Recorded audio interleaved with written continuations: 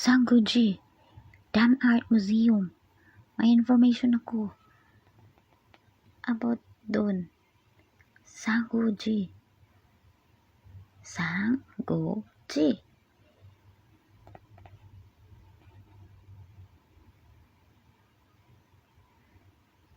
Ayan na siya, yung friend ni Julian.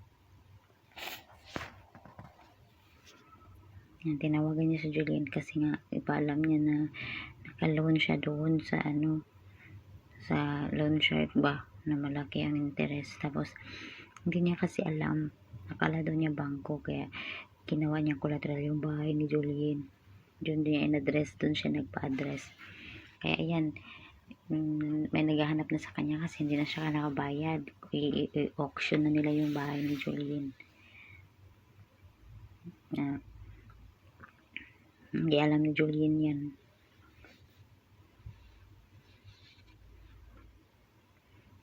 Kaya nagsorry siya.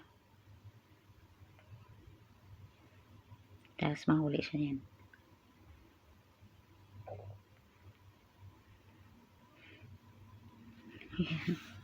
Nakita siya. Yan, tapos yan, pasok na nila yung sulat. Yan na si Julian.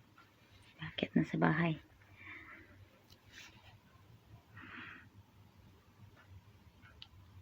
Diyan, makita na niya yung invitation na nilagay ni Charlie.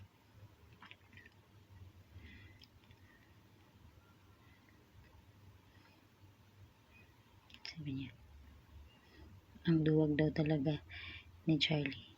Hindi daw niya magawang sabihin sa kanya ng harap-harapan. Nasuko na siya. Labay na ni Ron. Tapos niya. Sorry.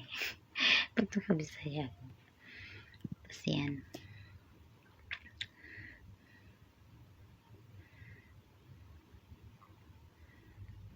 Yan, nalaman na niya na mag-i-auction na yung bahay.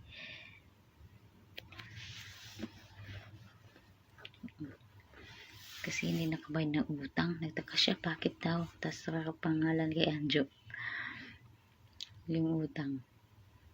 Pero naka-address sa kanila.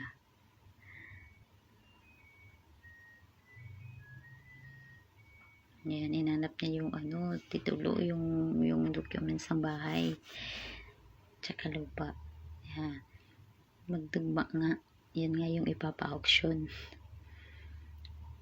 Yan, tatawagan niya yan si Andrew.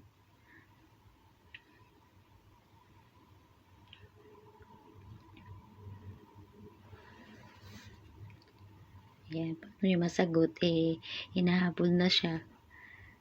Yan, takbo. Tapos ito nag-discuss na sila about sa Sanguji. Yung Sanguji, yun yung bahay ni Julian. Yun kasi yung bahay ni Julian, yung papa niya si Park. Yun yung nag-design ng bahay nila Julian. Tapos yung design na yan, gustong-gusto ni Mr. Choi, yung may-ari yung director ng Dam Art Museum. Tapos yan, yan yung information na sinasabi niya, dinidiscuss niya. So, sabi ng idol ko na, so, meron daw talagang something dyan sa Sanguji, sa bahay na yan, para magustuhan daw ni Mr. Choi.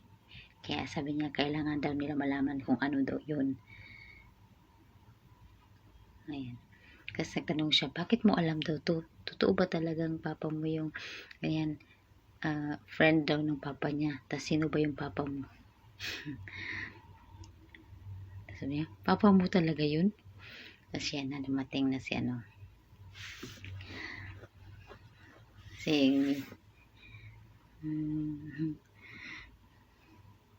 yan, nakipag-date daw siya kay Gino. Ngayon ni Gino, umuwi ka na. So, hindi pwede, kailangan makipag-date ka sa akin. Bata pa kasi yan siya. Parang kapatid lang yung turing ni Gino sa kanya. Ayan na si Julian, problema na siya. Paano gagawin niya? Hindi niya makontak si Anjo. Tapos biglang tumawag pa yung tatay niya. Nagulat siya, tumawag pa.